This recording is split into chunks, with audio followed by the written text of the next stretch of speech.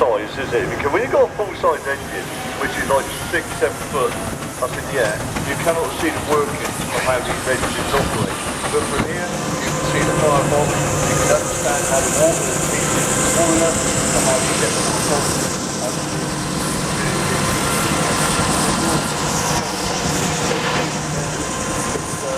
Examples had a solid one for one purpose, because they were noisy, they were cumbersome, and if they overtook a horse on a country road, being a spoked wheel, it would frighten the horse, so the manufacturers went over to a solid flywheel, and that stopped frightening the horses, especially with the use of things like pinstriping, which you see on so many.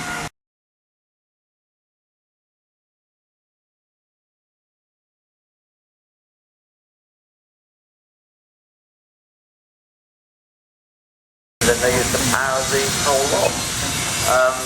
So they were a true working machine in the day for what they do. And of course they really looked good over. Right, anyway, when we talk about engines, right, look at the WD engine coming in, which was the War Department, wasn't it? Now, during the First World War, it was all steam. There were hardly any vehicles. Steam came to the front again. And then, of course, during the Suez Crisis of 1956, shortage of petrol, and steam come to the front, and there was by then about 700 to 800 engines, I think it was, but were in storage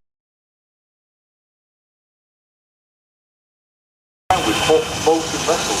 So you can see how much these guys used to have to do.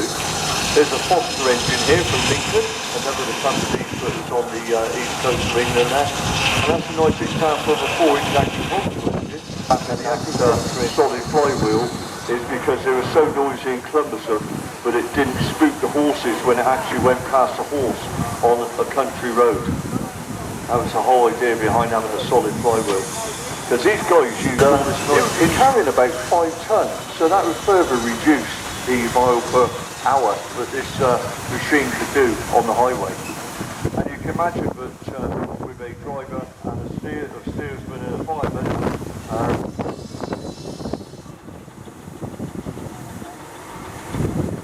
It's obviously beer time for this young couple. They park their engine outside the box so nobody nicks it while they go get their beer. And here comes the Garrett engine again, Roger. Very local engine, that one, the Earl of Alden.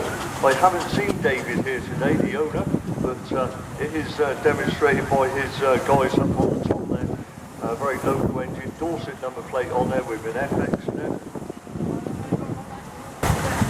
Where they had big steam engines that used to run the water pumps to pump the water out of the mines, to run the down the shafts.